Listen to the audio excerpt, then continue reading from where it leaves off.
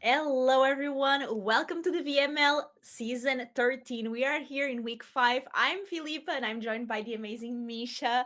And we are really excited to bring you some magic. It's still kind of weird to me to be presenting the VML on a Sunday, but I'm starting to get used to it. How are you doing today, Misha? I am doing great. Woke up, raised some money for charity this morning, went to the Home Depot, got paint, and now I'm here. So I'm having a good Sunday. And just as a reminder, we have 7 weeks of the VML and then we head into playoffs. So these last weeks are very decisive. All players are starting to get those last wins to make sure that they make it into the playoffs. As always, the top 8 gets an invite to the regional championship and also to the VML finals, which is super exciting. We have to thank our sponsor for today, which is Wizards of the Coast, for making the VML possible. And we have so many fun decks here to showcase today and players. Can we take a look at our meta breakdown for today? All right. So now that Duskmorn is legal and standard in the VML season, I expected there to be a little bit more change, but Gruul Prowess, I think, got some new fun things to play around with. Domain Ramp is still up there. Azorius Tempo, Mono White Token Control.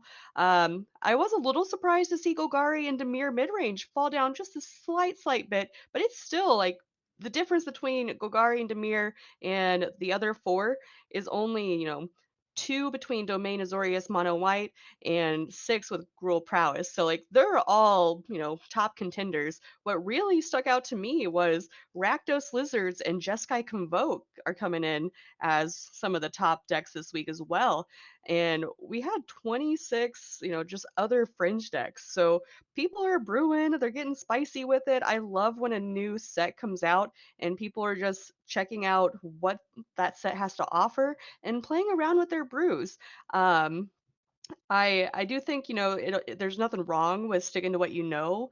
Domain Ramp, Gruul Prowess, Golgari, Dimir, those have been tried and true. They've kept going through like the last, I know definitely seasons 12 and 11. So it's also something to say that these decks are here and they're like, even with new additions and some things falling off, they're still really strong decks. I think some of the decks that I've seen in the fringe ones that I've also kind of stuck out to me is, after losing the SNC lands, a lot of the analyst decks really fell off.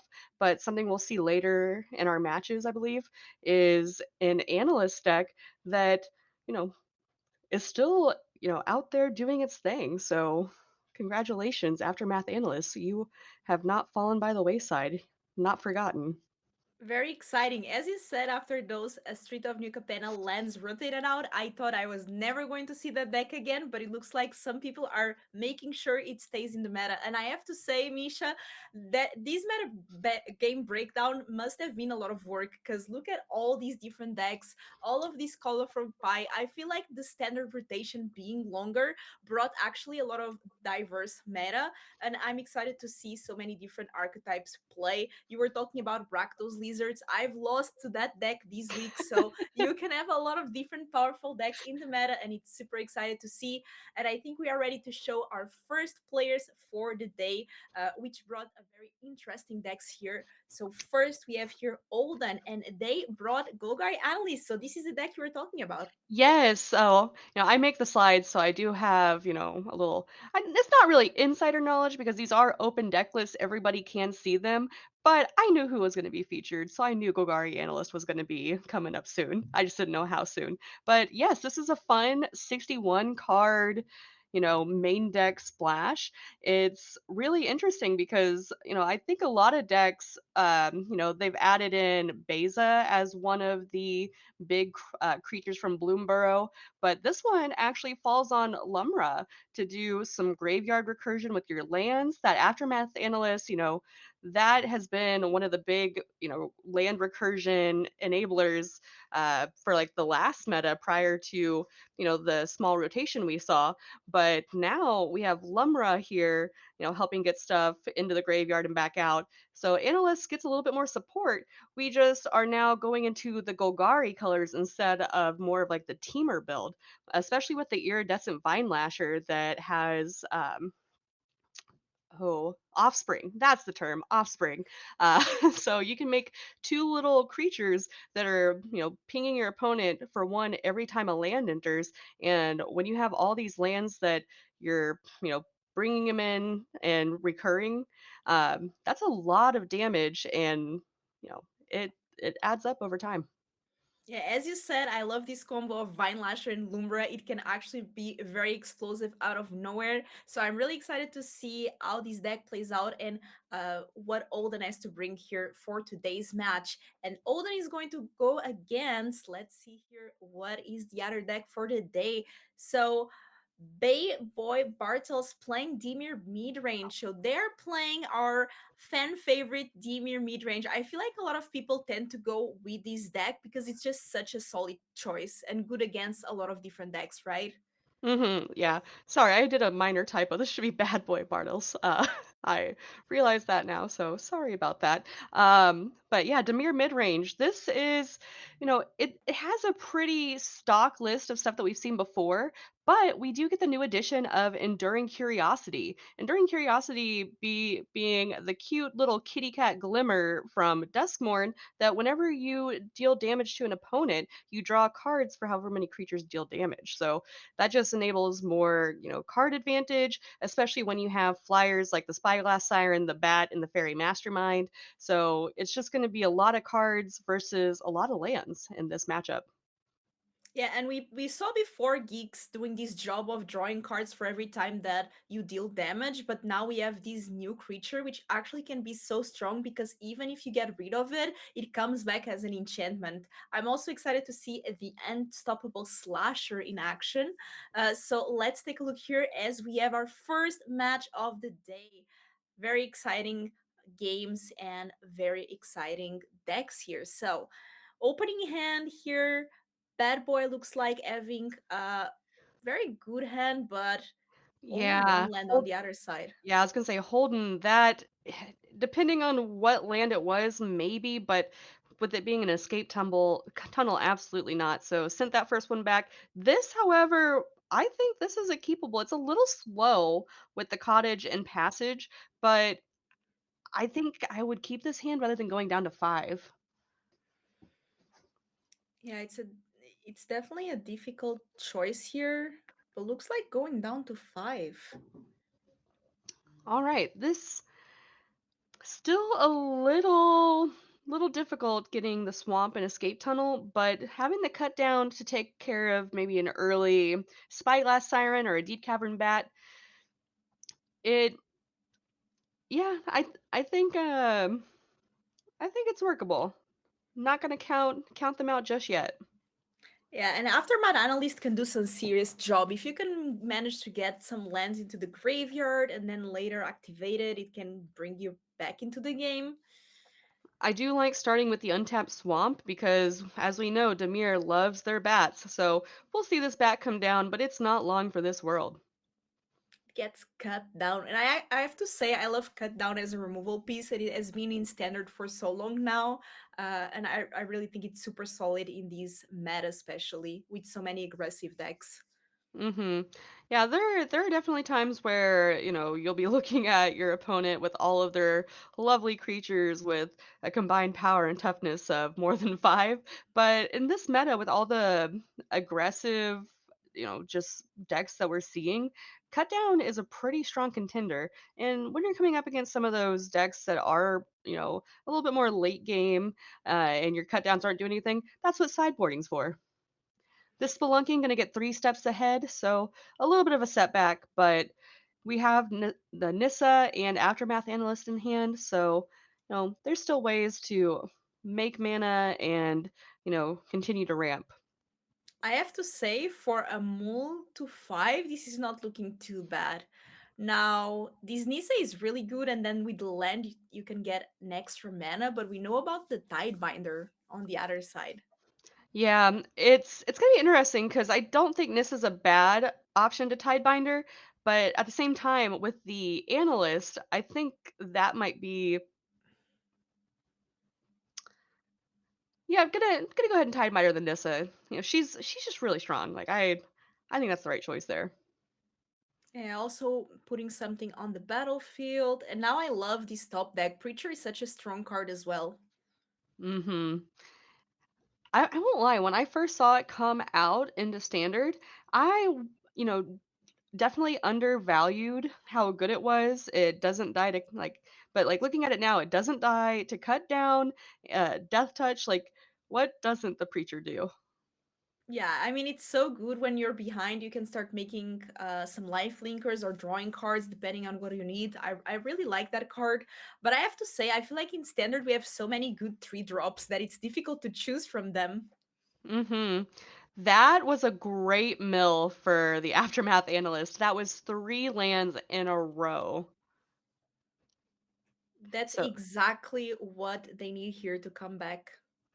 yeah, and I believe at least 2 of those. I believe one was a fabled passage, and then we have an escape tunnel. So 2 of those lands will actually tutor out more lands. So this could be really big for Holden on the Golgari analyst list because that's going to help. You typically don't want to do that just yet until you have some of those vine lashers out, but you know, the more you ramp, the more likely you are to hit some of your action pieces.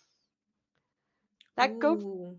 That go for the throw can take care of one analyst, but it's you're still gonna have to contend with the other one, so I don't think at this point it's worth it. I don't know, what do you think, Filipa? It's difficult to tell. That Nisa is still with the Tishana's Tidebinder counter, so I don't think it's going to activate for the lands. It really depends on the top deck here that Olden has. Because right now, at this point, like, yeah, you get the extra lands, but if you have nothing to do with them, you can just hold it off and then instead save it for something like a Lumra. Mhm. but it's a difficult decision. Looks like Bad Boy Bartels considering whether to fire off that Go for the Throat. It is known information since it was revealed off of the map token, deciding not to use it just yet. If I'm in their position, I'm probably thinking this is much better used for when I see a Lumra hit the hit the field, because that thing just keeps growing. It's going to be, I do have a Death Toucher, but it's going to get powerful. So,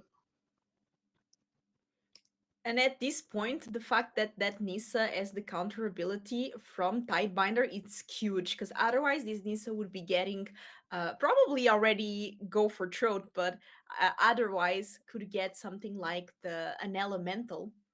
mm-hmm. And Oh, I think Lumra is an elemental, right? Yeah, it is. yeah, an So elemental bear, I believe. Oh, an Urtai coming into hand off the Fountain Port token. We also oh have okay, this is looking pretty good for Bad Boy Bartels with the Enduring Curiosity, kind of like what I mentioned before, the having a creature with evasion, and also Death Touch isn't technically evasion, but I mean it is no is in a way. I want to avoid things with Death Touch. How about you?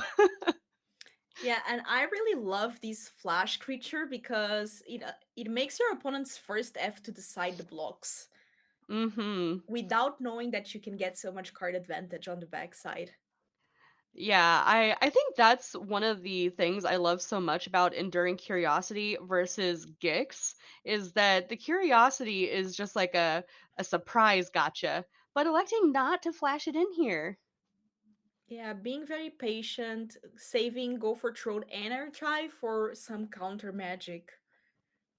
All right, and am I seeing that correctly? Is that all? Is that three escape tunnels that have now been sacrificed and they're back on the field and a fabled passage? Yep, that looks like it. All right. So, right now, this Pitiless Carnage. Pitiless Carnage is actually a card I am not super familiar with. I'm going to take a look at that.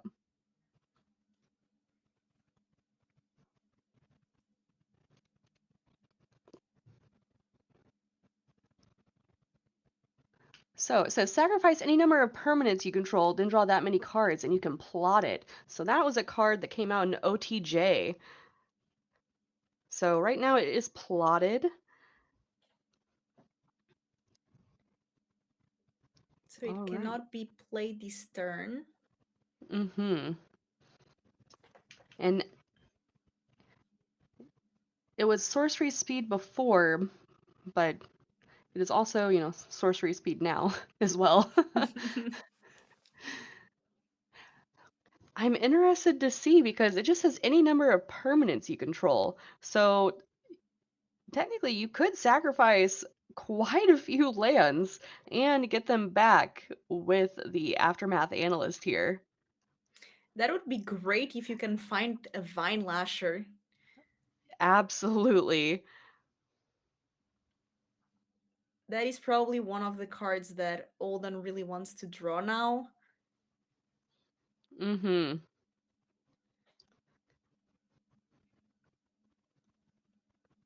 All right.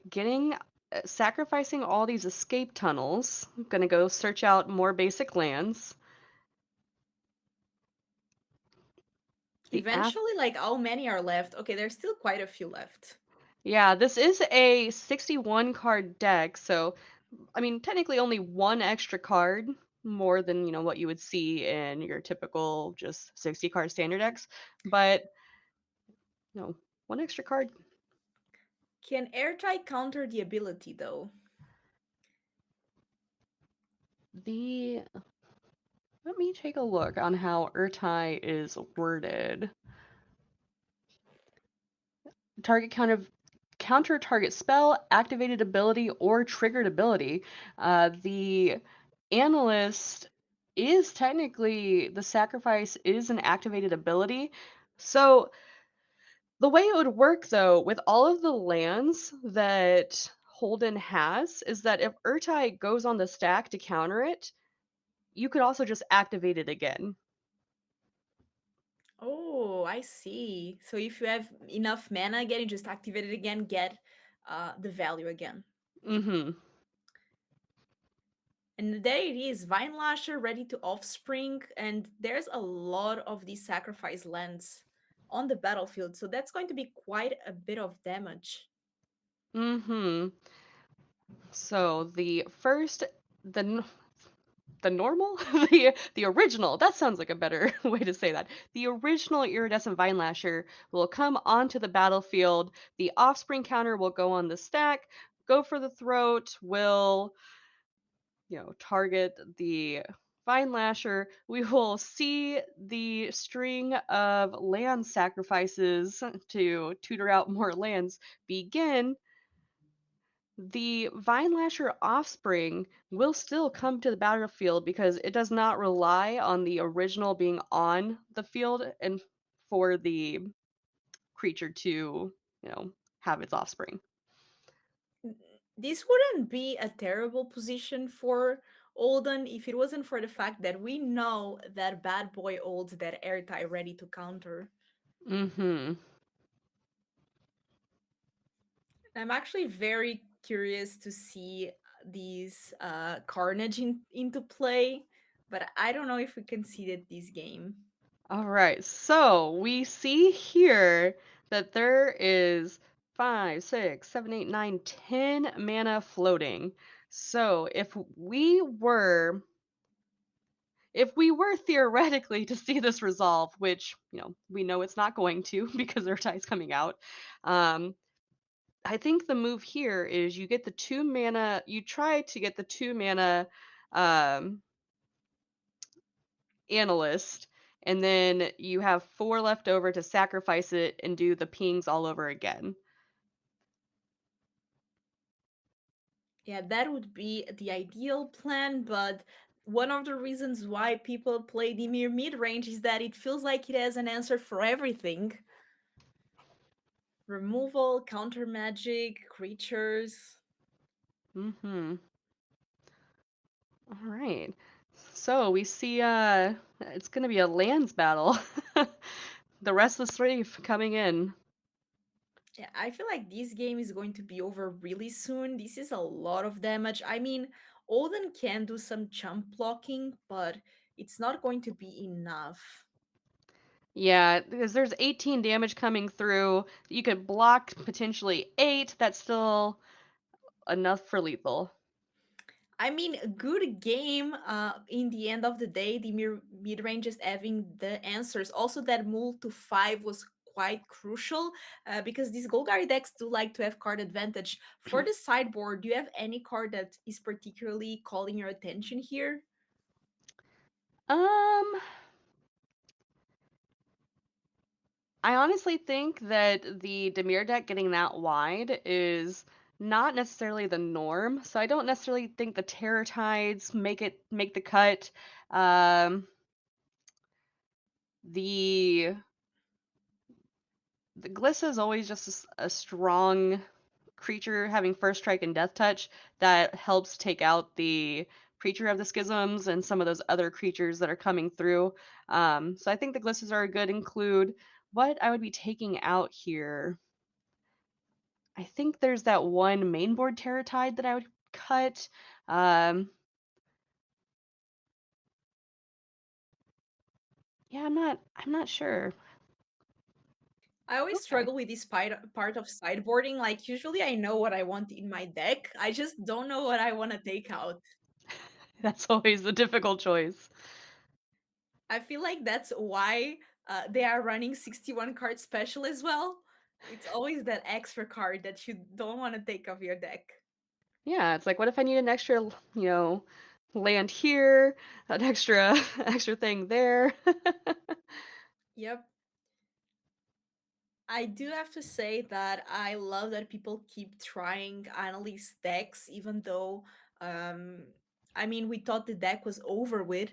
And I feel like this deck kind of dominated season 11 of the VML, maybe season 10, but I remember this deck being pretty dominating the Temur version. And Yeah, I have to admit, I'm kind of happy that it's not anymore. yeah, I think it was both seasons 10 and 11 that were like we saw a lot of team or analyst. Oh, look at that. A fun new Duskmourn include the Ghost Vacuum. I love to see it. It probably, the ultimate ability. So the Ghost Vacuum is basically just a graveyard exile. It's a little bit of graveyard hate. But if you pay 6 and sacrifice it, you get a 1/1 flying spirit version of the creatures that have been exiled with it. So I don't necessarily think our Dimir player is going to do too much graveyard recursion, but there's always a chance. You never know. Those enter the battlefield triggers from Lumra can be very enticing. I mean, I love against my domain opponents getting their Traxa with the Ghost Vacuum. I feel like this card is really solid. I mean, as you said, now, fun aside, it's more like a graveyard, just removal piece, but that 6 mana can actually be interesting late game. Yeah, you have a, a 7 mana creature. How's a 1/1 flying version of it, impact the game? Like you said, Atraxa. I'll take a 1/1 little flyer version if I still get all the other abilities. Yeah, flying, dead touch, lifelink, all of that. Sounds pretty good. A 1/1 slasher can also be good. Every time that it attacks, the opponent loses half the life. Oh yeah, I didn't even think about that. That's oof.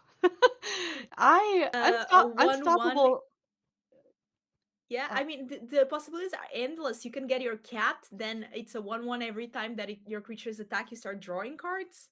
oh, also just thinking of having an evasive, unstoppable slasher. That's scary because that is a card that I don't think I did undervalue in this set. When I first saw it, I was like, "That's gonna do some work." One hit and your life total's halved. Ouch. Yep, it is a pretty good card. Now we have here our players ready for this game too. Now the Golgari player on the play. This hand much better than we saw before. 100 times. We have the aftermath analyst already on the board. We have Village the Bog. We have Glissa. So a lot Mm, of good things, but this bat is about to take out something. yeah, the one thing we do not have in this Golgari hand is removal. So that bat's gonna grab something and hold it for a little while. The other thing I saw is one of those ghost vacuums is in hand. So we've been talking about its ability to exile creatures. Another thing it can do is exile all of Holden's lands. So you don't get the value on exiling lands like you would with creature ETBs, but when you're playing against a person that their whole deck revolves around recurring their lands, it's not bad to exile those either. Yeah, it seems like a very solid plan. And I mean, we saw here Bad Boy ended up taking that Glissa, and now there's not much Olden has to do. I mean, okay, we are going to plot that Pillage the Bog to hopefully try to get something, but this Dimir deck tends to stack up really fast. Mhm. Yeah, so we see the second back come out. Goodbye, Pitiless Carnage. Um, that was a I do think that was a good move, plotting the Pillars of the Bog.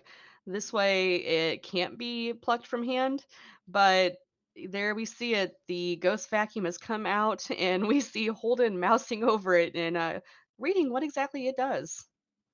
It is not good. I can say that, especially when our only hope is this aftermath analyst sacrificing getting lens back. Uh, All right, but let's see. we're pillaging. We're gonna see what we can get. So the way Pillage the Bog reads, let me it's kind of hard to tell over there, is look at the top X cards of your library, where X is twice the number of lands you control. Put one of them into your hand and the rest on the bottom of your library in a random order. Luckily, these do not go to graveyard, so we're just bringing to hand and yeah, That Ghost Vacuum starts exiling things. I really like the play here from Olden to cut down the bat that has the Glissa, get the Glissa back. And Bad Boy does not have any removal in hand yet, so things are getting quite tough because this Glissa can start actually doing some serious work, drawing cards. All right. So it's funny that we have seen, Glissa, two Pillage the Bogs, and now two Pitiless Carnage over on Holden's side. So a lot of repeat customers. Yeah, and if here we get a draw, we can play the Fairy Mastermind in response to be able to also draw a card. But I think Bad Boy really wants a removal spell or maybe uh some land even would be good. Yeah, honestly, I think if I'm in Bad Boy's position, I'm just looking for a land. We do have two maps over there that can hopefully help dig to one, but I know that's not, realistically what I would like to be seeing. Um, And Misha, you were talking about repeats and we got another pillage the bog. There's just so many bogs that need pillaging. What's nice here is that we did get an untapped land that can only be used to cast, creature spells. Well, at least the colored part of it. And we just so happen to have, an iridescent vine lasher kick or not kicked. It's not kicker. It's offspring, but it's like kicker. It's kind of like kicker. Yeah, I mean it's not kicker, but it is kicker. Isn't everything kicker? Yeah, everything in magic is it's actually kicker. All right. So right now we have an army on the ground versus the army in the air. We do have the Urtai. We got that fourth land, so there there is some interaction over on Bad Boy Bartel's side. Gonna see if this is gonna get either Urtai or three steps ahead, but going to allow it. Gonna let them, search out what they want and then potentially counterspell that instead. Yeah, that seems like a solid plan. Also, like all the creatures at this point have flyer on Bad Boy side, which is really good. And even that Glissa attacking, drawing cards, then you're making your opponent also draw a card because of the Fairy Mastermind. That card is so good. Yeah, and Glissa, when you do draw that card, you do have to lose a life. So like, while it is, card advantage, it's not really an advantage when your opponent's also drawing and you're losing life. Yep. And especially when half of your life is already gone. Mm-hmm. So I'm not saying Holden is out of it just yet, but it's looking a little dicey. We're gonna get another Vine Lasher here. That's going to be a lot of damage. Like every land, I would be concerned with this one because now every land is going to deal 4 damage if this resolves.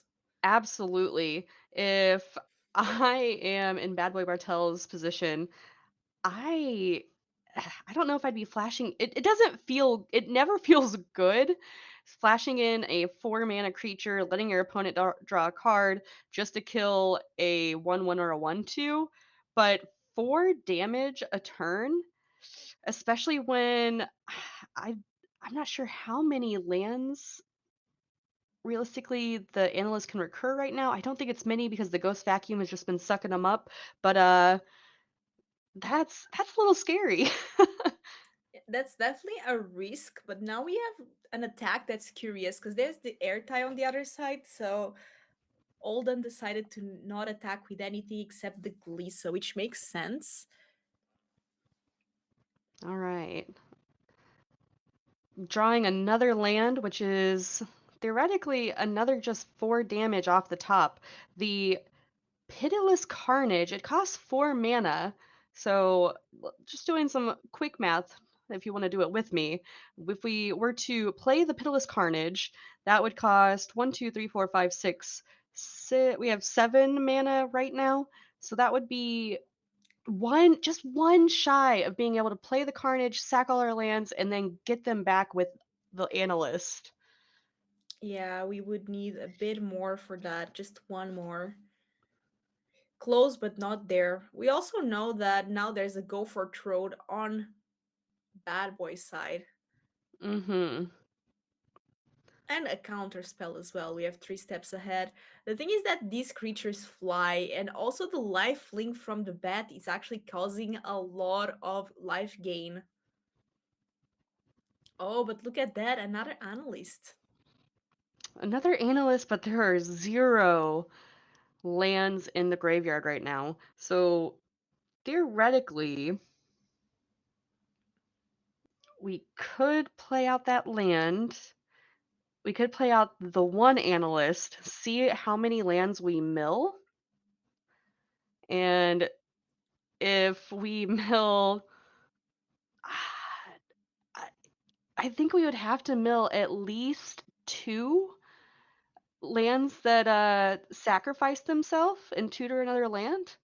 Yeah, but even those enter tapped, so then like you would need one more turn to untap and sacrifice them, and one Mhm. is always exiled with the ghost vacuum.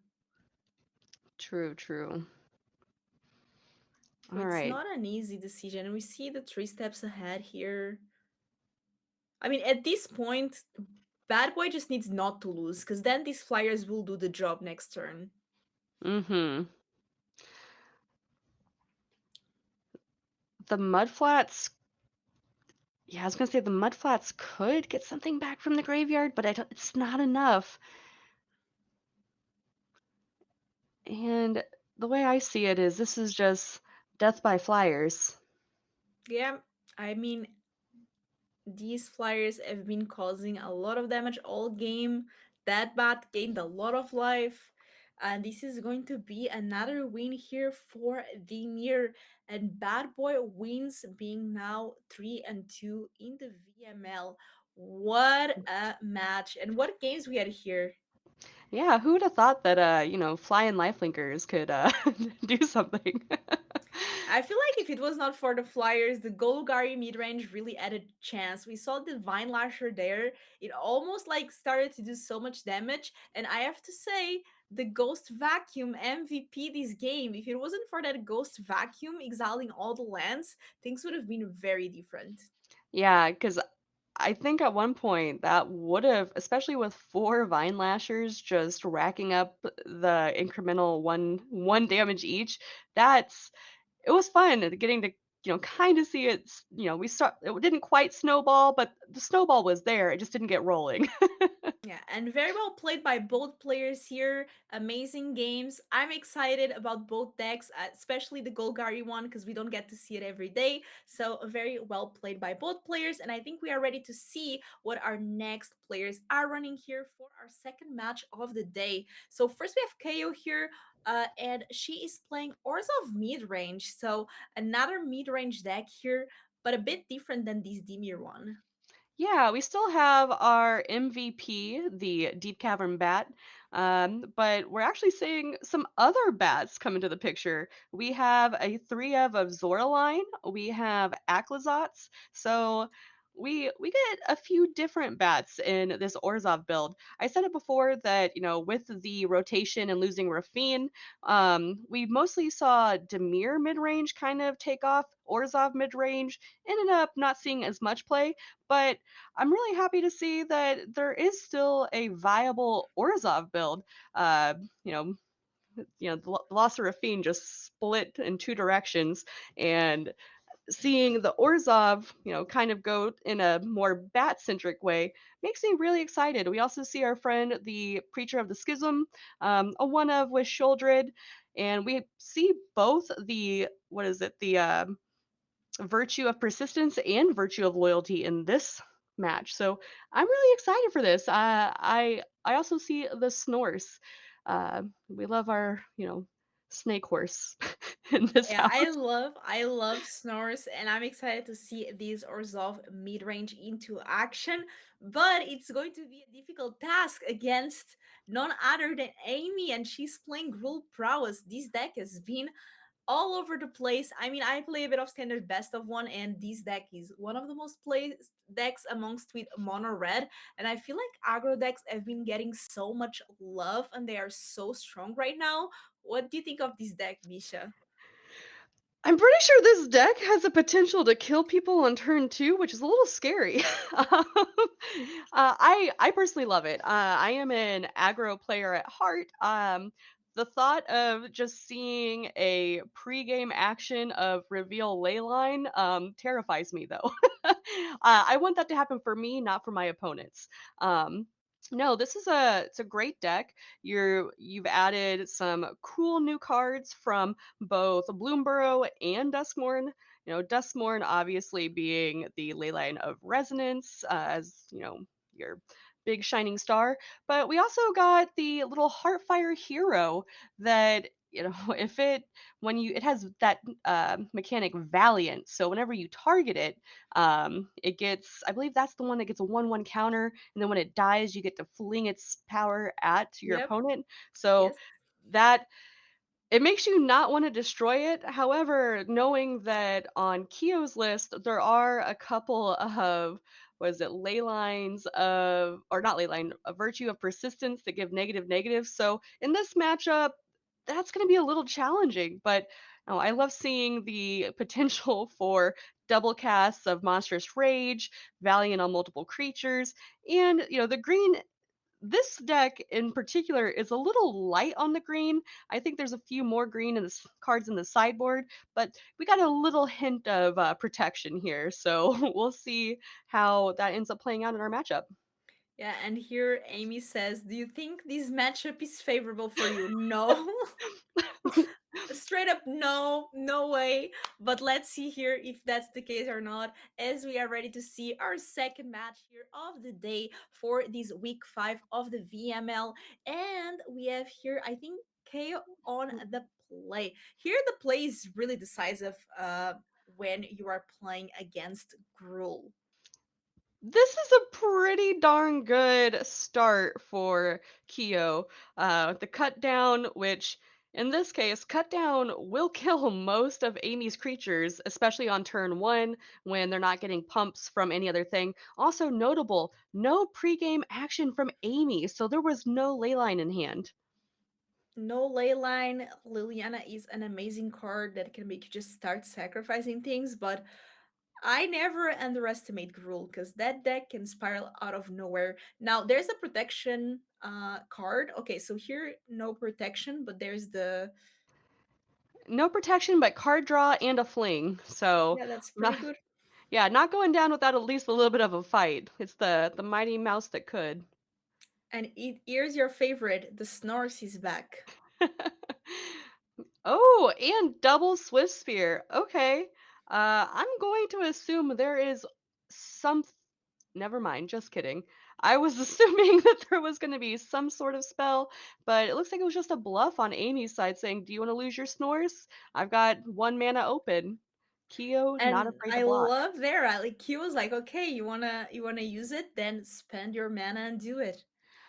It's maybe this is just, you know, personal experience, but I feel like most of the time when I see a Snorse deck, the Snorse is just like sacrificial fodder. I half the time don't ever see the Snorse attack. I just see it getting shoved under some stuff. Is that your Well, experience too? yeah, especially against Gruul, I honestly don't want to be attacking with it. First of all, if I attack, I lose life, and if I use another creature to saddle it, I mean, yes, I attack with it and I make my opponent lose some life, but at the same time, I'm tapping all my creatures, which I don't want to be doing against an aggressive deck. Yeah. Well, we do see the Ooh. ley line. Unfortunately, that's typically what you want to see in your opening hands, so you get to cheat it out for free. But, you know, it is here and I'm sure it's ready to go whenever we've got spells. Yeah, I think these Ors is getting ready to deal more damage to Kyo than the opponent is at this point. Yeah, also notable, the other card that was discarded was a second ley line, and Amy's just like, let's wrap it up, go to game two. Yeah, I mean, there's no much point at this time to keep going. There's not a lot of outs, and yeah, so smart choice to go there for the game too. What do you think of this sideboard? I mean, I see a Geeks Command there, Shieldred. Um, I think it was a good idea to bring in those temporary lockdowns. Pretty much everything that Amy is playing is like ones and two drops, so the lockdown pretty much shuts that entire side of the board off. So I think that was a good choice. Um, when I was looking through this deck list, oof, of course we see a second cut down off the top. So gonna take one from the Heartfire Hero, but not gonna let that grow into something wild. Also notable, there is again not a ley line. Like I'm not misunderstanding, right? Like the ley lines, if they're in your opener, they get to come onto the battlefield. Is that Yep, they do. okay? They do. Okay. They do. I think here Q just not getting lucky, just not getting them on the opening end because she did get them later on in that game one. But yeah, I mean, sometimes the ley lines are just not ley lining, you know? Yeah, the ley lines. It's not time. Not time for the ley line. Ooh. And that's what Hmm. happens sometimes with these decks is that you see the pump spells, but you don't really have a creature. Mm-hmm. Yeah, because I'm just taking a quick look. There are 4, 8, 12, 16, 17, 18, 19. There are 19 creatures in Amy's main deck. So, like, the chances that you're going to see a creature are pretty high. But it looks like she did board in the Urbrass Forge. I actually really like the Forge here, Yeah, but I except for the fact that, Lauren blows it up. Lauren. Yeah, I was going to say I love Forge, but Lorraine is just the perfect answer against it. Yeah, it's really sad to see that, every time Amy's been putting on some pressure, Keyo has just had the perfect answers. Yeah, and I understand that answer now when Q was like, "Is this matchup favorable for you?" No. Yeah. Yeah, no. Yeah, Keyo's deck does have a lot of life gain. Like right here, when I was looking through the list to see like, what are some cards that are like what that stand out to me personally as I think are going to be very good in this match, knowing that Virtue of Persistence gives, negative negative and it, gains life. I was like, that's going to be rough. Yeah, and we see here like Q already had more life than Amy, which is not exactly how this game is supposed to go for the rule side of things. All right. Letting Amy cast the Witch's Mark. If I'm Keyo here, I'm not, you know, gonna I was gonna say, I was like, I think I might have went ahead and fired off the Go for the Throat before damage, but waiting to see what else Amy might, play out, and she decided, nope, no, Heartfire Hero, I'm not that worried about it. I will, take my chances on the Monastery of Swift after Yeah. all. Also, I think scared a bit of the snake skin veil. This deck is playing green only for the snake skin veil and for the adventure side of Picnic Ruiner. Mm-hmm. All right, another Witch's Mark, hoping to draw into something. The Heartfire hero will get a counter, will get the Wicked token. That is one thing I do kind of miss from, Wilds of Eldraine. Just reminiscing about the fun limited set that was, is the, just the tokens, the roll tokens.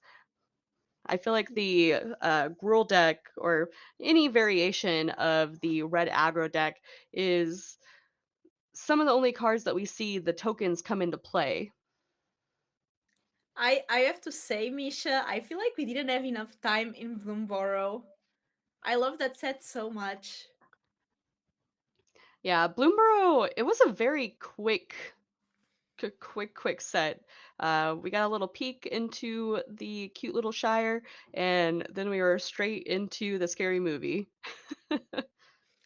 Looks like these Orzhov deck is the aggro now. Look at all these creatures. I mean, good game here for Keyo taking the victory. And I have to say, it did feel like a very favorable matchup for the Orzhov mid-range deck. So not much that could have been done on the other side. Now, what I love about the VML is that sometimes you can study your opponent, especially at these like kind of week 5 and above. You can be like, okay, so what did my opponent play in the first weeks? So I don't know if this was like a meta call from Keyo being like, I saw that my opponent was playing a lot of aggro decks, so I'm going to bring this Orzhov mid range. But if that was the choice, it was really smart.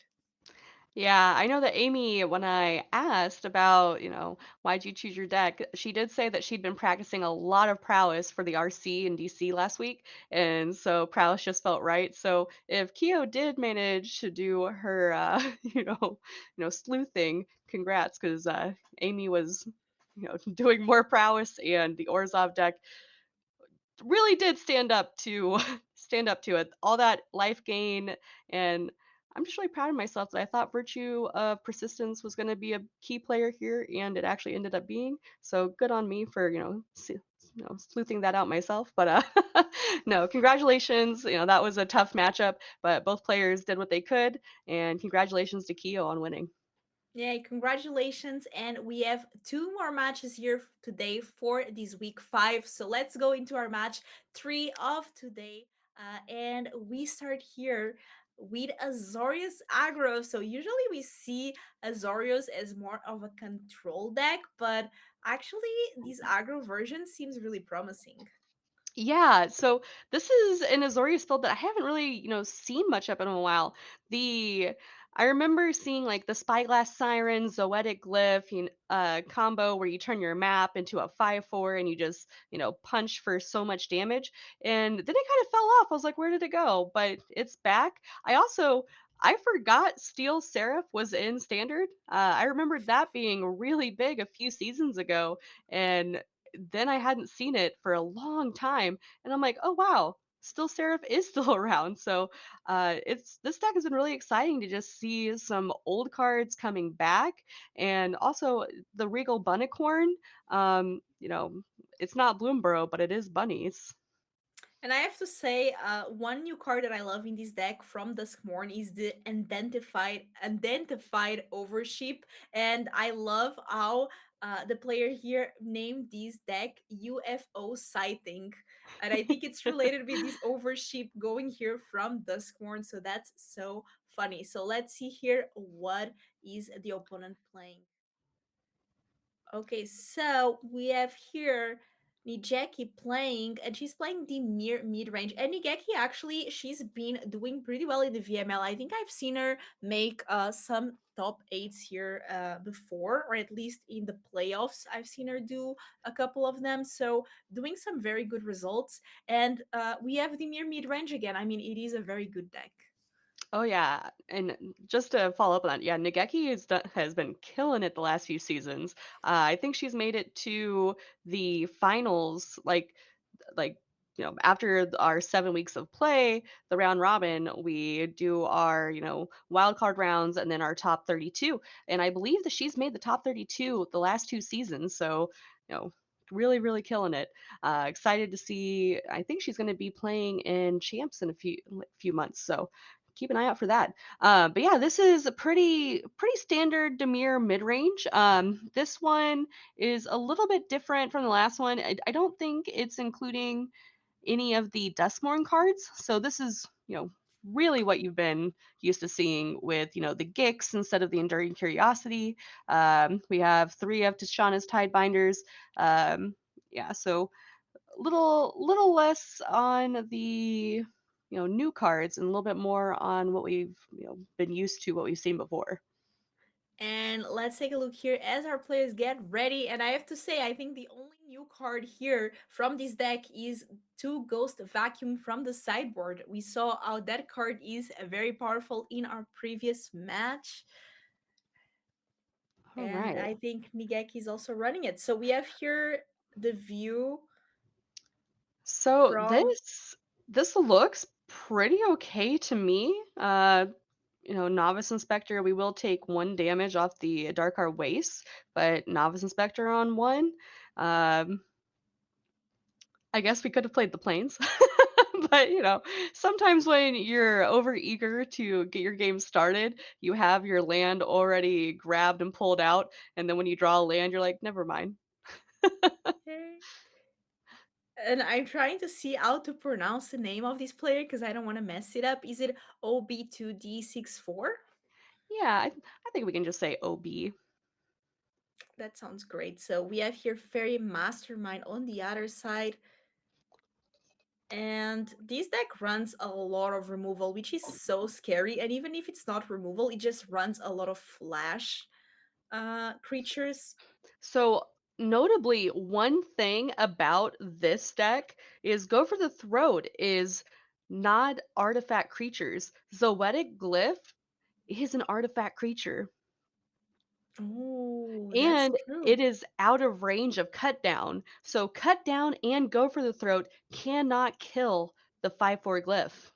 That is true. I'm trying to see here in oh, but that counter comes in clutch. The Hmm. 3 steps ahead. I'm trying to see, and I see that Nigekki is playing the Floodpit Drowner, which is a new card from Duskmorn.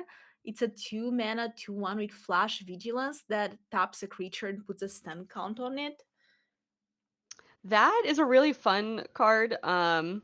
It you have to depending on what you want to do. So the Floodplates Drowner, if you flash it in on your opponent's turn and you give the creature um the counter on your turn, you can then bury it in the deck. But as soon as it loses that counter, it just becomes, a normal stun counter. So you kind of have to be very, you know, um like you have to know what you're wanting to do with it when you play it, if you're trying to bury something versus trying to, you know, just let it be tapped and push damage. And we saw here cut down. I mean, Nigeki doing a beautiful job of just countering everything that Obi is trying to do here. Mhm. Here, I think you take the glyph. You're not seeing any removal. That still Seraph, however, will be a challenge because it does have lifelink. So um, when you have a Still Seraph in the air, and I believe it's a 3/3 when you cast it for its 3 mana side, Yeah. you're gonna have And a an difficult time. artifact again. So, Mhm. All and right. we might see it here as well. We also have the Sky Warden. Mhm. Yeah. Yes, I guess the Still Seraph does not have static lifelink. It has lifelink on your turn. So it's not an always thing, but when you're attacking with it, it can really be a game changer. It also, when you cast it for the 6 mana side, it can be a lot of life gained. Oh yeah, definitely. And Nigeki has 3 cards left, and the truth is that these Enduring Innocence can start drawing a lot of cards as well. Hmm. Obi is a little choked on lands right now with having 2 3 drops versus one also potentially cut like doubling as a 6 drop. So a little bit of a challenge there, but with how many things that trigger the enduring innocence, like this novice inspector, next turn should hopefully be able to draw into some more, either lands or just more creatures to play. Of course, that Fairy Mastermind will make things a bit more even because every time that we are going to be drawing that extra card, the Fairy Mastermind will make sure that Nigeki also gets some. That is right. So here, making the decision of giving lifelink or vigilance. Looks like lifelink for both.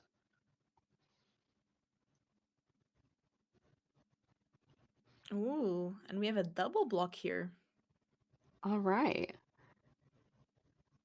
Well, this does make it a little bit easier for the Enduring Innocence now, to draw cards without, fearing giving your opponent also life gain or sorry, card advantage. Yeah, and we do have that Gopher Throat there that couldn't get rid of the Seraph, but gets rid of the Warden. So, I mean, things look very interesting now. It can be anyone's game.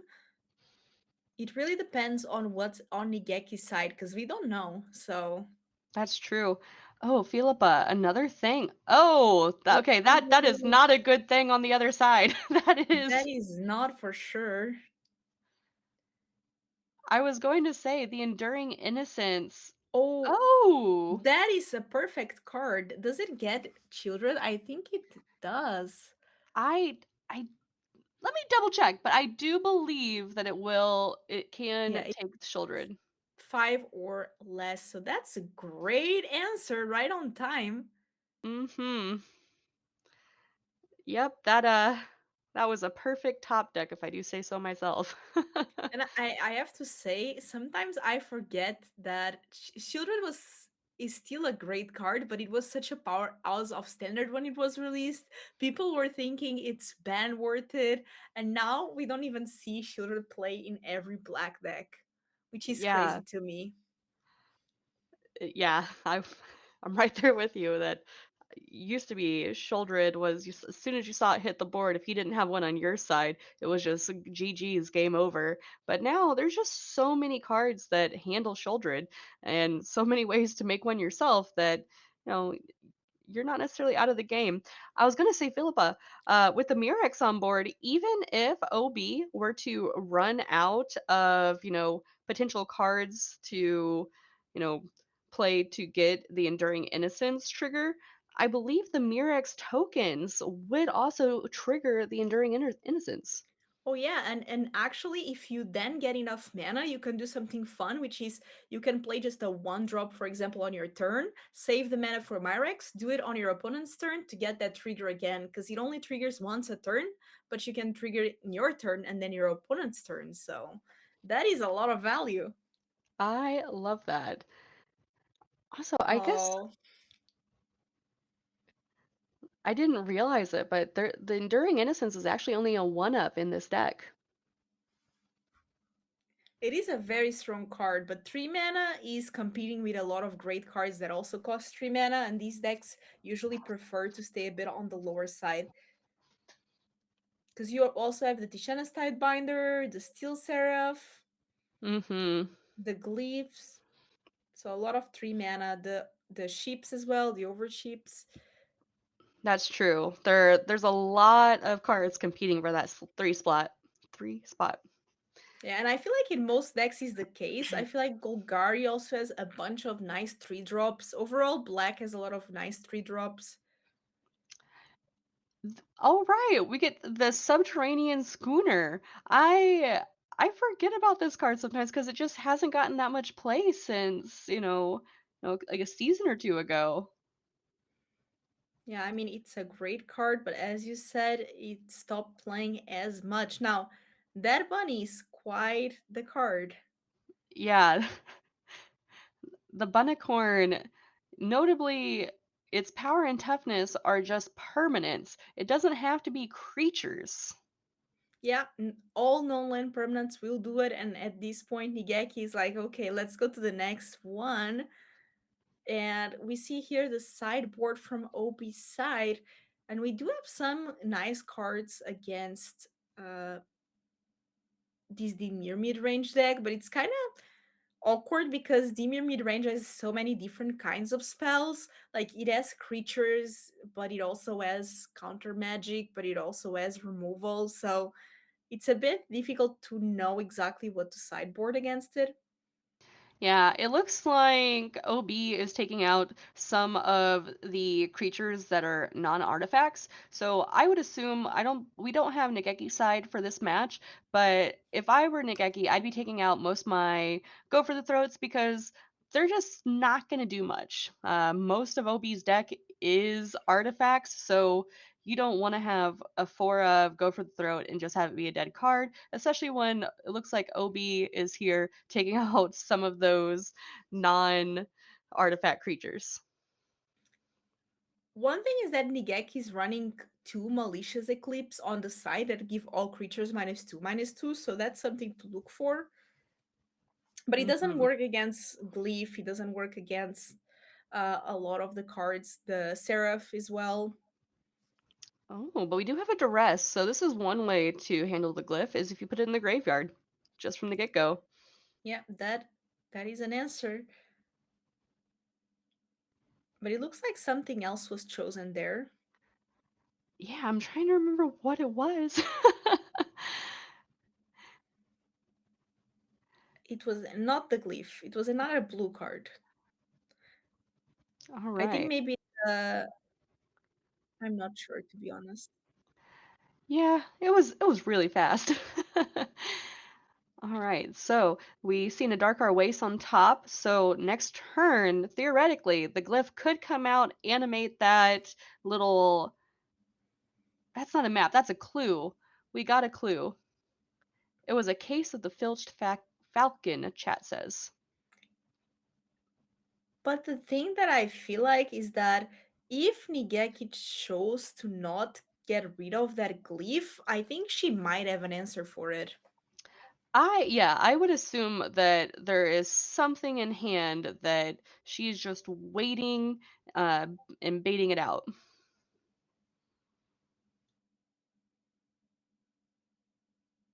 Ooh, but now with that gopher throat, you can just try to go for the glyph. Mm-hmm. So I'm trying to think what other answers Nageki might have had. I believe there was an anoint with affliction. Yeah, so anoint with affliction is an option, but you still get the discovery because the creature gets exiled, but not the The glyph, yeah. yeah. So that is something. Ooh, so that Geeks is good. It's going to draw a card, but there's a get loss on the other side. Oh, Never but mind. never mind. There's Oh, and we have another Zoetic glyph. All right. Well, now that the Zoetic glyph can start gaining life, this is actually we're going with vigilance this time. Not worried Uh, about the life totals yet. putting Nigeki down to 13. Yeah, this is a hard wall to get through for Nageki. That 5/4 stands up well against the Gix. The 3/3 stands up well against the Spyglass Siren. So she's gonna struggle to punch through OB's wall. Yeah, definitely a lot of answers there. But for example, if there's something like a Shieldred, that can be a nice card to have. Although Hmm. Tidebinder can answer it, so I don't know exactly what Nigeki really needs here. Yeah, this is a really difficult position to be in. Especially when with only 4 mana, there's only so many things you can do at this point.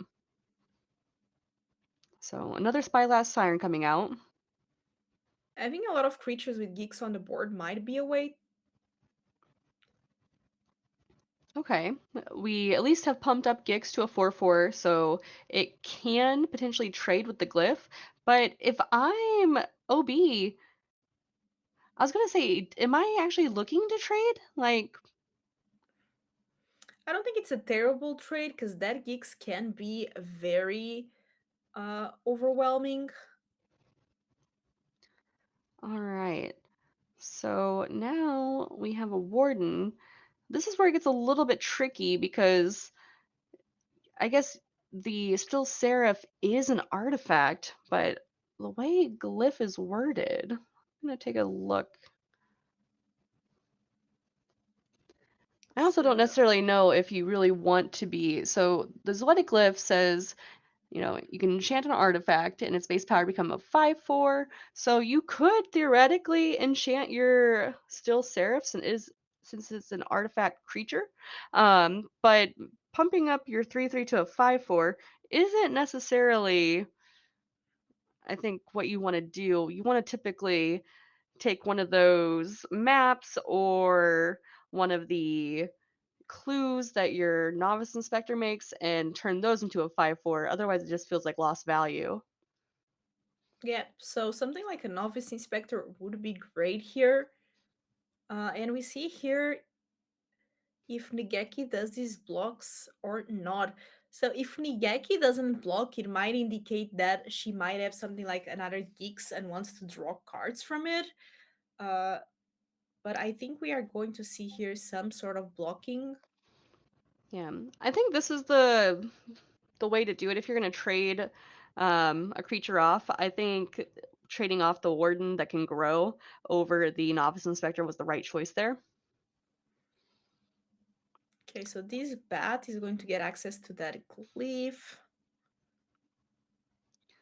So that's a good start for Nigekki to kind of claw back into this game. However, the Steel Seraph is, still a 3-3 and has no problem getting through Nigekki's flyers, especially with a Restless Anchorage that can also get through. So this is still not looking great for Nigekki. Ooh, giving flyer there. So that's a lot of damage being threatened. We have a fairy mastermind on the other side. So this is where it gets tricky because now that we have a map off of the Restless Anchorage, if you trade off that bat, next turn you know that a glyph is coming down, and then you have to account for a 5/4. So trying to trade off and save your life total while also not giving OB back the glyph is a tough position to be in. I do think taking out the Steel Seraph here is the right move because that's enabling, flying, lifelink, or vigilance, which is also another difficult position to be in. Um, but I think she's gonna have a hard time coming back into this one just because OB's got such a is just so ahead. Yeah, we will see because this deck does have some tools to get back, but as you said, it's not going to be the easiest task, and now land there is not ideal. Yeah, I think right now a Sholdred is probably one of the things I'd be wanting to see if I'm Nageki. Um, Also maybe an Urtai. That way the Anchorage, because I think can Anchorage be targeted by Urtai? I can't remember off the top of my head. I think it can. But we also Yes, have it looks like the Restless Reef. I think the activation is 4 mana. yep, so it can be activated and block. Uh, the Restless Anchorage does have flying, so that might be a possibility. And then that creates a map, so that's another way. Ooh, Oh, Tidebinder Hair countering the ability, so that's a really good there. I believe that ability is only countered for this time. I don't think it's countered for every time. Is that correct though, Philippa? Yeah, I believe so because it's still a land. It's not a creature yet. Mm-hmm. All right. So this is a really pivotal moment because you know it seems like Nageki is in a position to potentially stabilize. Yeah, we might see that, but it really depends on the top deck for both players here. We are a bit on of a top deck situation, and Nigeki does have the problem of the low life against flyers, which is always risky. But Mm-hmm. 4 mana, what is this? Ooh, is she going to attack here and be on the aggressor side? I like it. I like, the aggressiveness, but it's a little scary because, any real action from OB could mean GG. Yeah, but I actually like it. I think at a certain point this is needed.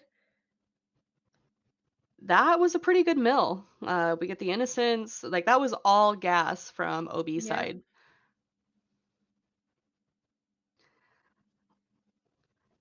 another restless anchorage. Okay.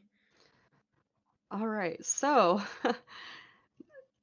it's a little scary here because, we could hit in for 2, take Nageki down to 3, make a map, maybe grow the anchorage for next time, but this is a kind of tricky back and forth. Next Yeah. turn, I was gonna say we could have 2 anchorages that we could potentially, I think, activate. No, not just yet. And let's see what OB gets here. Another land is not ideal. I feel like OB really wanted this Tidebinder to become a 4-3 so it could block the Restless Reef on the other side. Mhm. I do think now that with that untapped land, there is enough mana for two reef or yeah, restless not reef, restless anchorage activations. And that's exactly enough damage because that bat gains 1 life, so puts Nigekki to 4, unless the bat doesn't attack and stays to Yeah. play. Yeah, she'd have to keep the bat back on defense to potentially stay alive here, unless she has something else in her hand that could potentially flash out. And with that deck, I feel like I can never count that up. Like that's always something that could happen. Yeah, I decided not to activate here the Restless Anchorage and just attacking Restless Reef and just attacking with the 2 creatures. All We right. might see a double activation. Yeah, I'm curious to see if there's some piece of removal in Nigekki's hand. Actually, That if there's an air tie, this might be a win next turn for Nigekki because Nigekki kills one of the Restless Anchorages and adds another creature to then attack with Restless Reef. yeah, in the way Nigekki's looking, Oh, okay. I love that. Copying the 2/1, it's going to tap something, puts 10 counters on it. Yeah, so that okay. That was an answer I didn't think of, but that is an answer. So the anchorage will still come in for 2 and saying might as well send the inspector as well. I don't know. I think yeah, I was going to say I think I'd keep that inspector back because there is a lot of damage looking at you in the face. Yeah, I definitely would keep that inspector, especially because otherwise it would be enough with the restless and reef 4 damage, 6, 8, 9, so 1 off, which is quite risky. Mhm. So Nageki's not out of the woods just yet because even if she were to activate the reef and swing all, if that novice inspector holds back that reef, that's still only 5 damage coming through, gaining 1 life. And if the anchorage activates and hits a non land off the top with that map, it's GG's. Ooh, milling only lands. That is not great for Nageki. She definitely wanted OB to have lots of lands on top. Ooh, Oh, okay. does not give flying though. It doesn't, and the fact that it is a fighter on the ground is not great. So I think right now I'm looking at this anchorage, activating it, and just hoping that if I crack that map, that I'm hitting anything but a land. And that Nigeki doesn't have anything on the other side. Mm-hmm. Oh, Passing through and not activating the map. yeah, this might be a miss. Just yeah, I think this was like a miss passing, Mm-hmm. so that's a bit unfortunate because now this is going to be game on the other side. Yeah, so I I'm very curious now to know what it is that Nageki's holding in hand because, if it was removal. Okay. So, you It know, didn't matter in the end, yeah. yeah. See, and it really paid off that Nigeki started attacking there with the Restless Reef so early on the game, because otherwise she would not have been able to put this amount of pressure. And I think Mhm. OB would have gotten this game. Yeah, I agree. Um that was a really tough game to navigate and she, perfectly navigated through it and now we're going to go into game 3. And I feel like that's one of the things that it's most difficult in Magic, at least for me, is when I'm playing as the defender to know when to start attacking. Mhm. And it can be a very tough situation to navigate. So props here for Nigekki for navigating this game too very well. I don't think I would have won this one. Yeah, I'll be honest, I don't think I would have either because honestly, just one good draw on OB side and it was over. Like that, it was very risky, high risk, high reward though. Ooh, and here Ooh. I think we are getting that first hand didn't look terrible. Now it's a bit even more difficult because OP multi 6 only with one land. Much better now. Yeah, So that this is a strong 5 because that I may have been tempted to keep that 6, but it probably would not have paid off. One land in a dream. yeah, I mean I've died on that shore a lot of times. One land at the dream and then no more lands. The dream is over. Mhm. Ooh, It, getting a duress on one though, but it those are gets both nothing. creatures. Yeah, those creatures. So we have a Nageki gets a peek, but doesn't get to take anything. Yeah, that's actually like I guess the advantage. Although this bat, there's not much to escape. Yeah. So had a peek, now know what she's going to actually take. And some options here. I would be scared of these enduring in a sense entering next turn, unless there's an anointed affliction, because even some sort of go for throat would just or even cut down would make it an enchantment. So the card draw can be scary. Yeah, I think I would agree with you here that the enduring innocence, just the fact that it can start like, granting that card advantage that OB is already behind on. Um, we don't love the Tidebinder or the Still Seraph, but I think the enduring innocence, especially since it's a one of, if we can just send it straight to the graveyard, or not to the graveyard, but if we can just hold off on it seeing the battlefield, not bad. But Still Seraph also not great. It's Yeah, and I mean, I think here also going for the fact that we there might be a go for throat in hand that cannot get rid of that seraph. So Yeah, we didn't see this in any of the other games, but Obi is playing spring-loaded saw blades, so that you can flash it in, deal 5 damage to a tapped creature. So that's what we're seeing right here. Goodbye, bat. I do want to say that the Enduring Innocence and the Still Seraph, we have 2 blue mana, but we do not yet have 2 white mana, so those are unplayable. Just kidding, never didn't have it. there it is. And here it's a tough choice. Like, do you play the innocence or do you wait for that Tishana's Time Binder to counter the Geek's ability? Yeah, right here, it's kind of difficult because Nageki could just send Gix in and say, or never mind, the Anoint with Affliction was there and ready to send Gix in, draw that card. I was going to say, if there wasn't a removal spell, you could technically send the Gix in and offer a trade with both creatures, but that doesn't feel, I don't think that's good on Nageki's side. Another Ooh. bat. Yeah, I think they are going to look really tough here for OB now.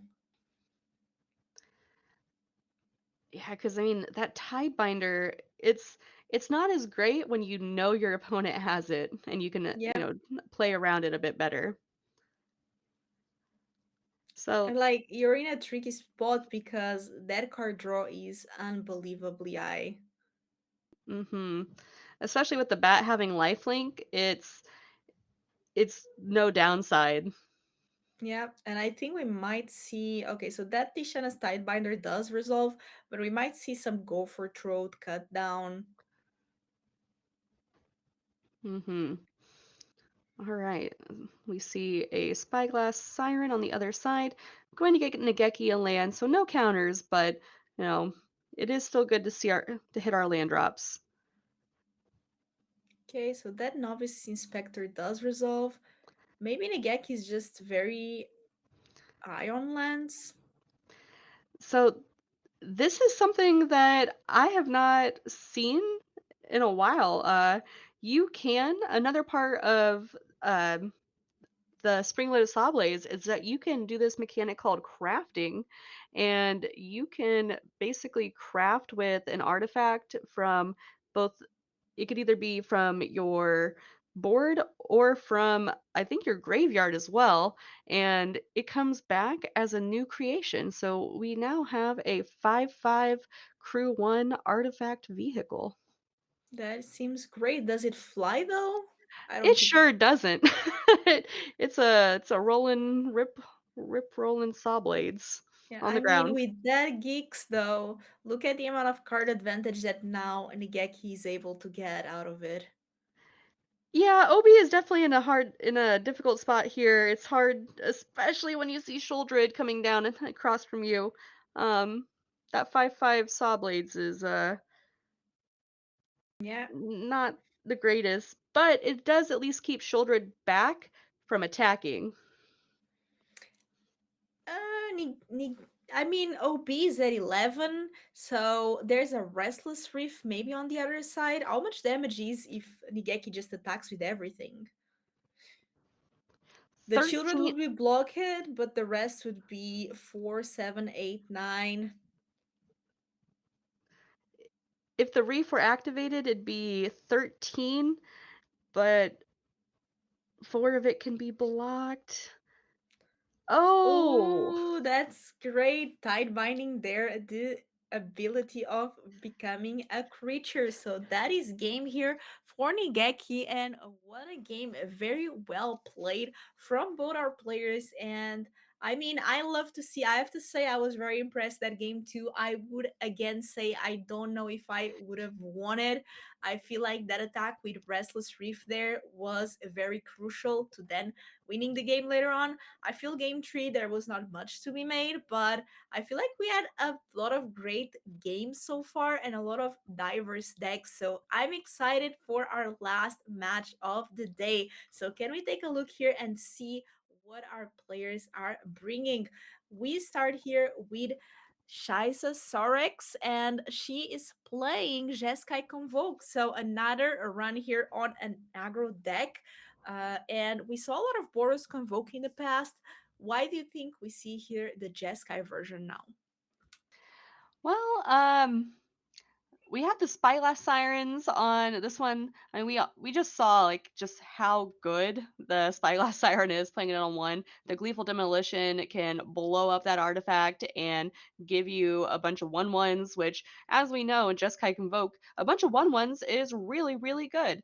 Uh, we also have, I think it's just a one of, but we have an addition from Duskmorn of Toby that makes a 4/4. And if you have, I believe it's 4 token creatures, your tokens get flying. So that Toby is a white card, but just getting a 1/1 with evasion that gives you an artifact to help you get more of those tokens really just kind of helps this deck come together. And with all of those dual lands, it's not that hard to get your blue splash. And we also have a few sideboard cards that have blue as well, but for the most part this is pretty standard Boros Convoke. You have your Imidanes, your Knight Errant of Eos. Uh, the big trade off with this versus some of the like Boros Convoke decks is we're not having the War Leaders. Um, yeah, the War Leaders that does the ETBs and Team Pump. So that's like the biggest trade off here is we add in the Spyglass Sirens, we add in the Tobys, and we drop a few of the other cards. But the Imidanes is really your big one. It's going to give your Team Pumps, make them go fast. It's it's nasty.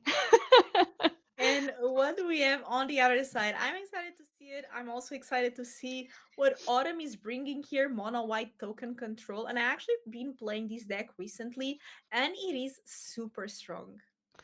Yeah, so Autumn playing mono white, the big thing on Autumn's board is going to be Beza. Beza, the Bounding Spirit from Bloomborough. It's going to help her to, you know, stabilize. It'll give you some token creatures to block with. It'll gain you some life, maybe draw you a card. So it'll really help. Most of the time, you're going to get the creatures, and depending, you might get the card as well.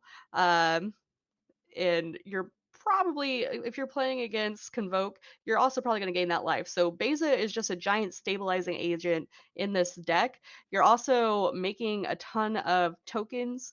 So the Caretaker's talent is going to help draw you a bunch of cards and do a lot of work for you. So this deck is, when I think of mono white tokens, I'm usually thinking aggro, but this being mono white token control, I'm just like, wait up. You're taking the controlling side. There's also some sunfalls in here. So if the Jeskai deck does get a little, like, the board gets too wide and they're having a little bit of a difficult time, handling all of the stuff going on Chaisaurus's board, you can just sunfall it, wipe it all away, and start fresh. And let's take a look here at our final match of the day. I'm excited to see if we are going to have this one is going to go on my bingo card, and it is to have a sideboard Imuden's Recruiter on Autumn side. All right. So, like I said, not too hard to get that blue splash. Gonna start us off with the Novice Inspector on one. Uh, this is actually kind of wild. Double Novice Inspector, double Gleeful Demolition. Woof. Uh, yikes. That is, I'll be honest, that is not probably what Autumn wants to see. Um, luckily, no Imidane's recruiters just yet. Otherwise, this might be a real fast game. Yeah, we also have the Sunfall, which can prevent eventually this board, but it takes some time. Yeah, so Sunfall, if Autumn can get to turn 5, will be there to wipe up the board, but this Chai's deck can really get out of hand real fast if, say she draws into one more Imidanes. Yep, that would be the perfect card. And we might see that get lost. The Get Lost notably does not target artifacts. It targets enchantments and creatures, but it cannot blow up artifacts.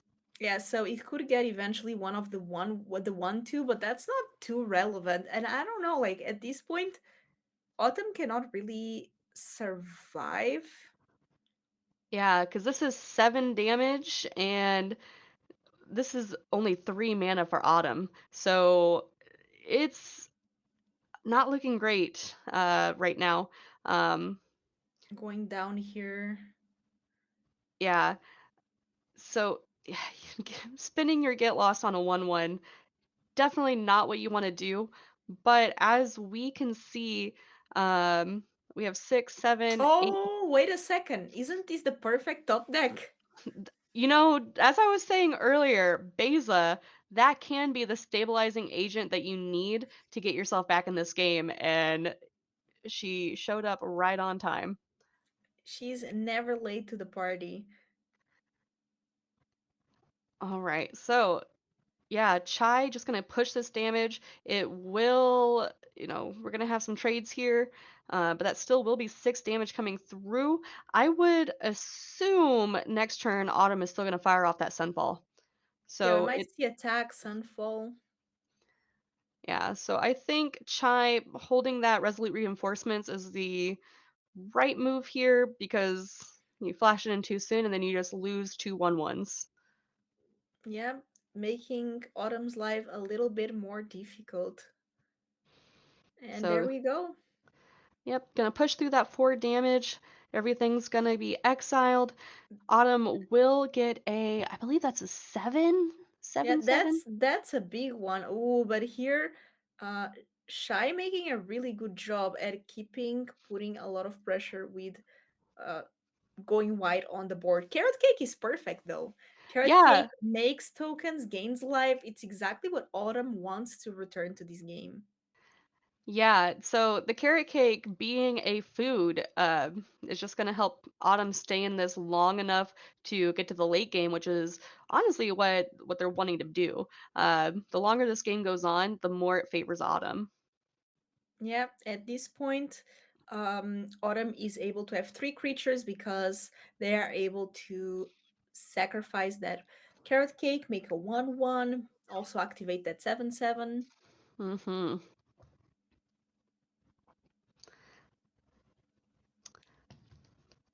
And we need a recruiter here. Ooh, that's an interesting card. It will pump the old team eventually. Yeah, the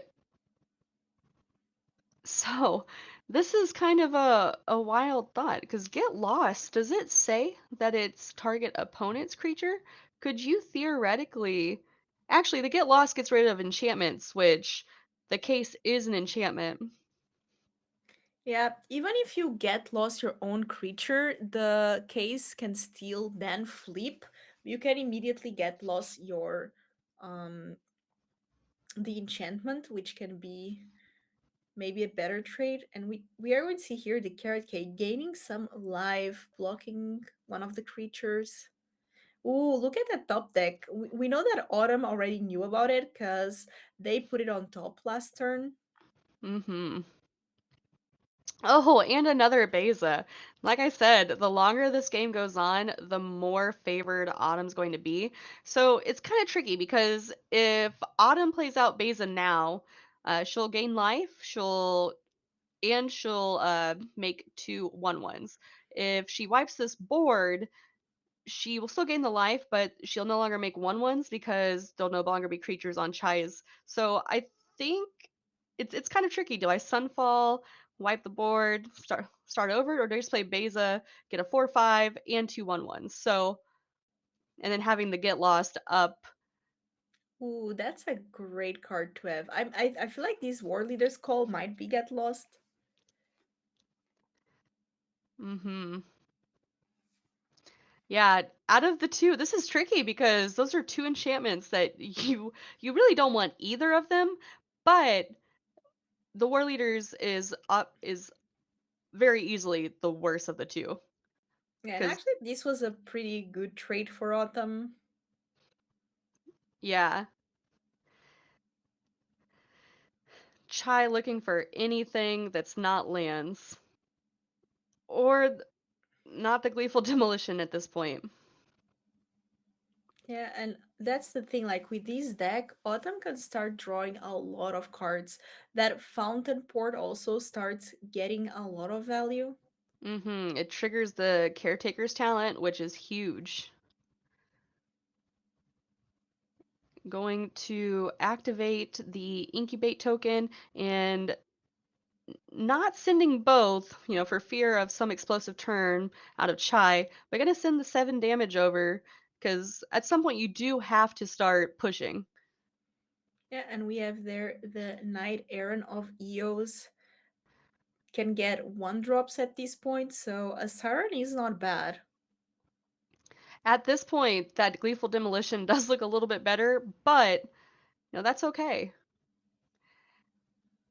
That this is tricky because we just sacrificed the map that would have made the Gleeful Demolition better. But we know Autumn has that Sunfall, so if I'm in Autumn's position, I'm probably just sending both of my creatures over. And I actually, do you send both creatures? Looks like no. So sacrificing the 7/7 to Fountain Port to draw a card. Now that Sunfall is very interesting because it allows you to make the token, which will draw you a card from the Caretaker's talent, and all these values starts chaining up. And you still get a 4/4 this way. Because if you were to trade off creatures, that actually makes your token a little less strong. So this way, Autumn still drew the card and made the token, and we see another Beza. Yeah, and we have also the Wandering, the Eternal Wanderer. I do think it's a little funny. On Autumn's side, we have the Eternal Wanderer. On Chai's side, I believe there is a one of the new Duskmourn Wanderer that convokes your creatures. I saw it and I'm curious to see it into play. The only time I saw that card play was in limited, so curious to see how that works out. I hope that we will get to see it tonight. All right. And there it is, a double strike. And at this point, like Autumn is still at 7 life. That carrot taker's talent, no, that carrot Cake can draw you cards and gain you life. So things start stacking up here for Autumn. Yeah, this is not looking great for Chai. Um, nope, not looking great at all. That will be enough. We are gonna go to game two. That was a very strong curve out for Chai, but that just goes to show that this mono white token control deck can ve- stabilize very well and put you right back in the game.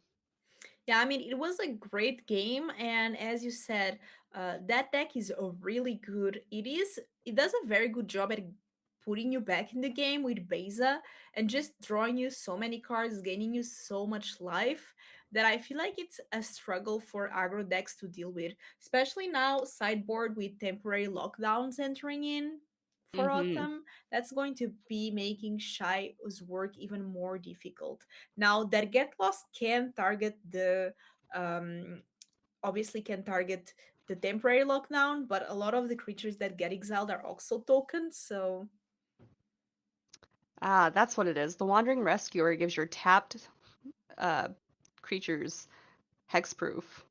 yeah, and it Which, also has Convoke, which makes it super nice. yeah, which to be honest, in this matchup against a Sunfall, I don't necessarily know if giving them hexproof is, that impactful when we're just wiping, Autumn wiped the board twice last game, so.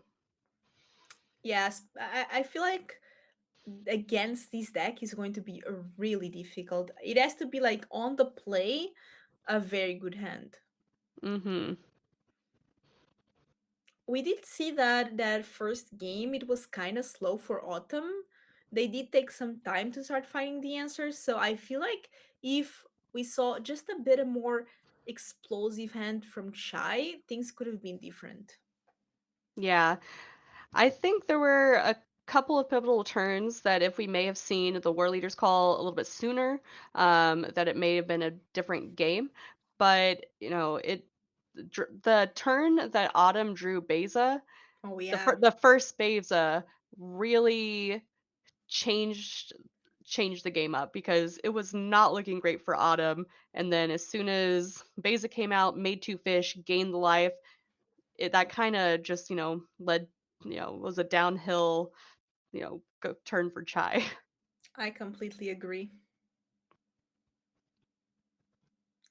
And we see here now autumn side. Unfortunately, I'm not going to see the Emudane's recruiter entering. I cannot see it from this side because I'm curious to see how it works in this more controlish deck.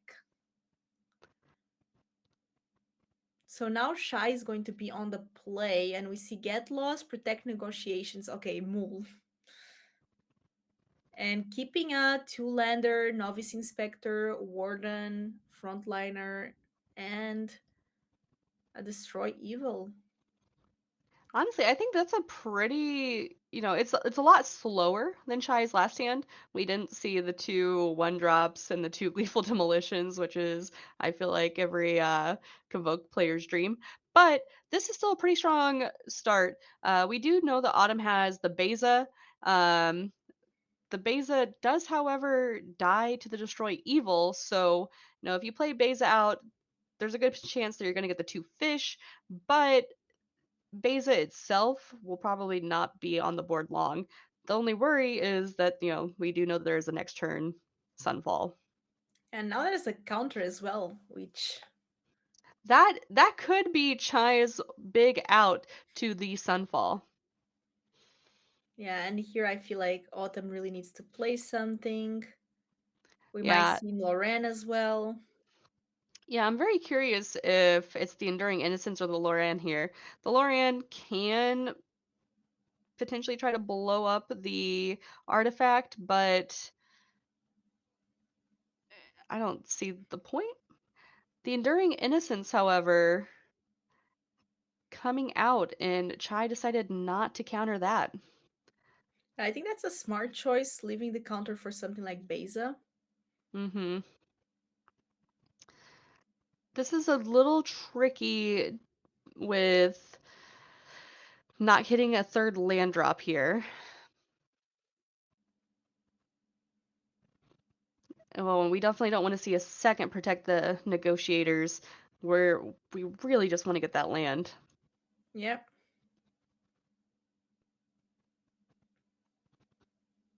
All right, the Enduring Innocence trading off with the Resolute Reinforcements will come back as an enchantment since it did not get exiled. This is actually the first time that we've seen the Innocence come back as an enchantment since in the last game it was exiled each time.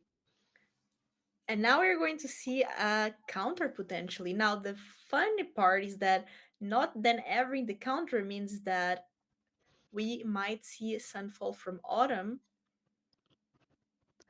Yeah, so looking at this, we have 3, 4, 5, 6, 7 damage potentially. Yep, that sounds about right. With the we might even have more now because that Warden can. Yeah, 8 damage. So, oof, this is going to be very close. The Sunfall, we definitely Autumn's going to have to fire off that Ooh, Sunfall. is Autumn going to commit with everything?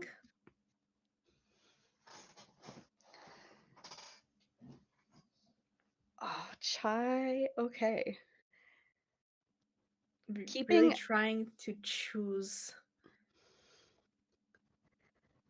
this is hard because, Chai really does want lands, but that Resolute Reinforcements is if you know that, you're playing against control, you would have to assume that, a Sunfall is coming. Yep. Ooh, and there's another Sunfall. Whew. All right, here comes the Sunfall.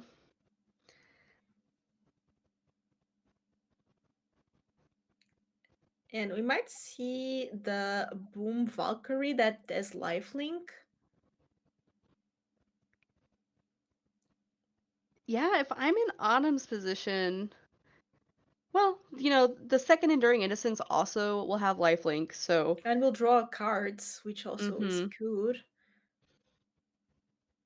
So right away we see here that Autumn will be able to draw a card.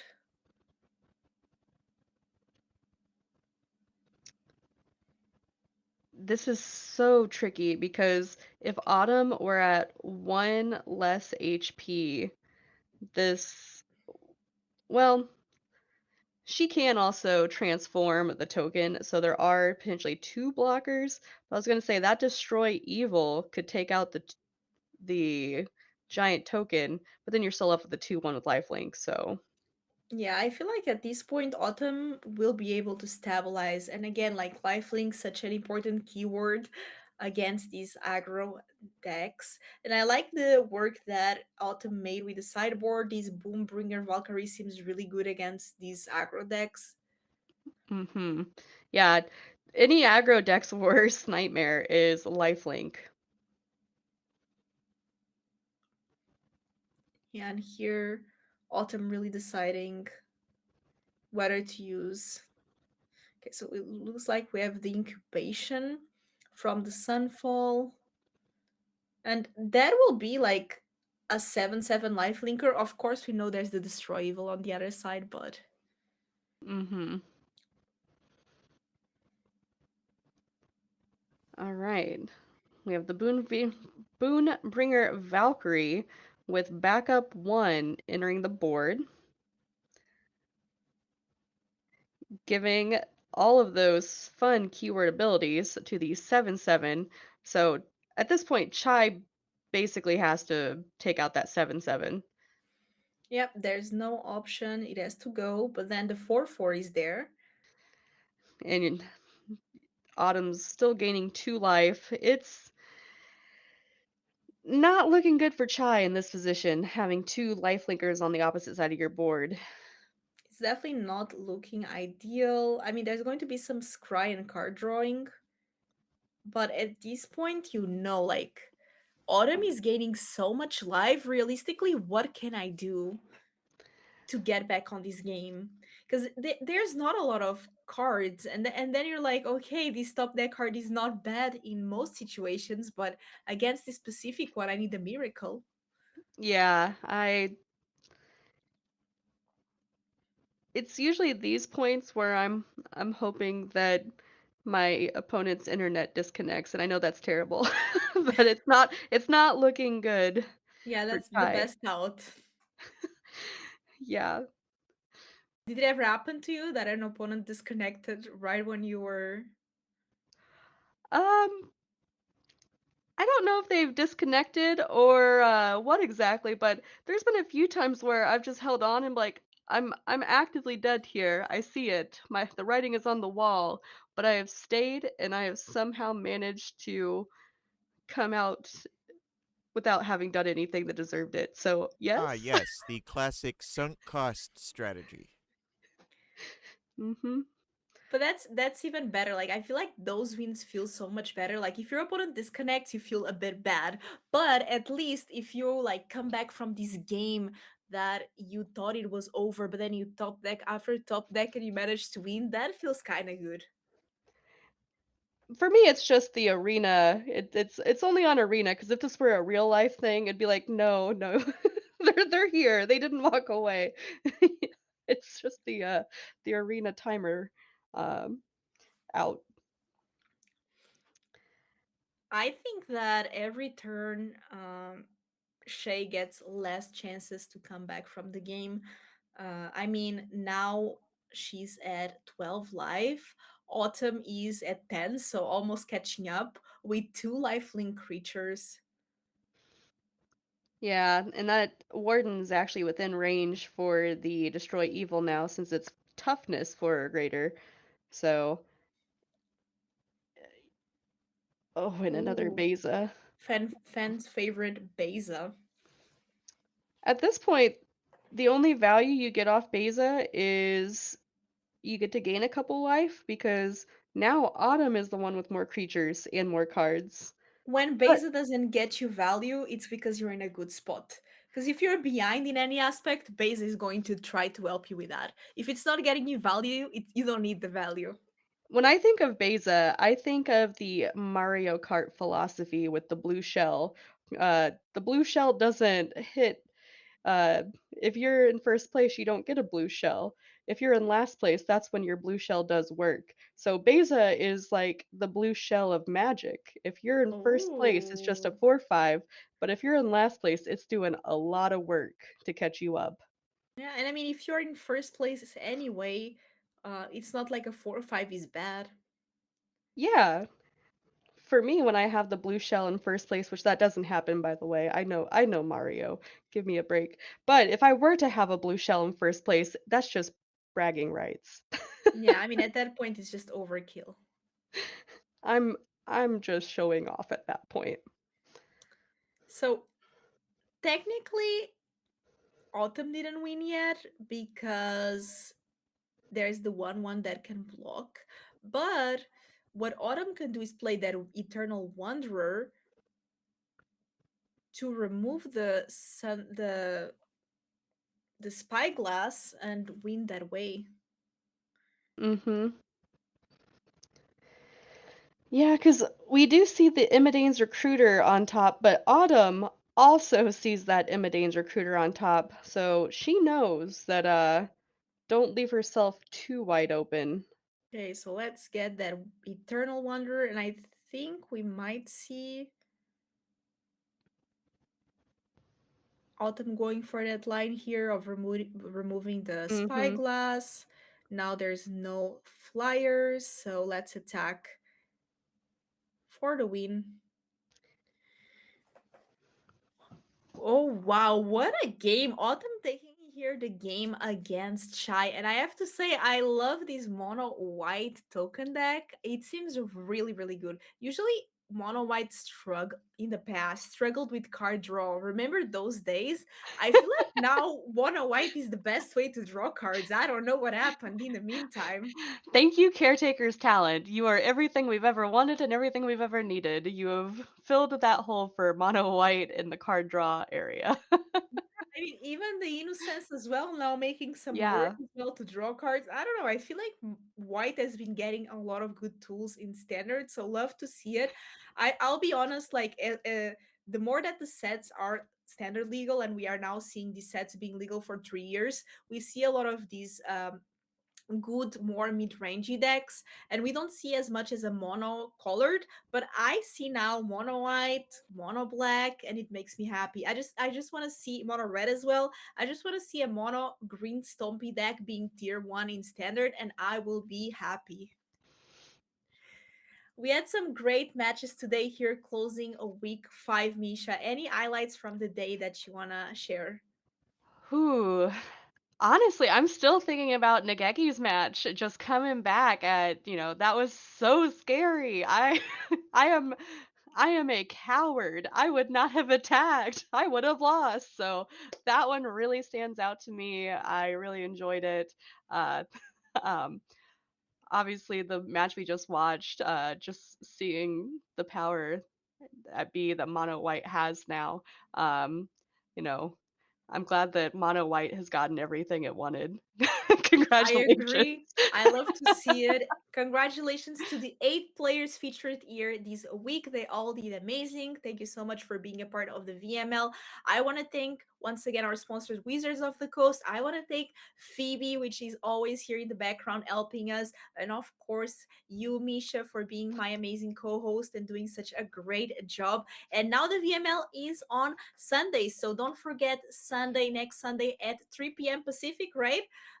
Don't forget to catch the VML live here on the Twitch. We had an amazing week 5, and we will be back for week 6.